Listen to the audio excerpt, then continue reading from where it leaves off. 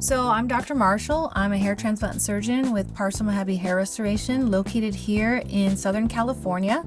We have clinics in Woodland Hills and San Diego that we do surgeries in, as well as our San Francisco office, which Dr. Gujrati is located at, and we're happy to serve you.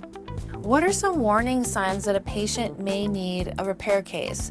So this is always a really difficult question to answer, but if patients have things like they're seeing poor density pretty early on, if they've gone to another country, for example, and they come home and they feel like the density is not there, meaning that the grafts are far apart looking for the number that you were given in terms of your graft number. That's maybe a little bit of a warning sign that maybe they're counting hair number, not follicular units. The other thing to keep in mind is poor growth. So if you're not seeing something in terms of your progress around 8 months out from your surgery, that's another possible sign that maybe your transplant may not be successful.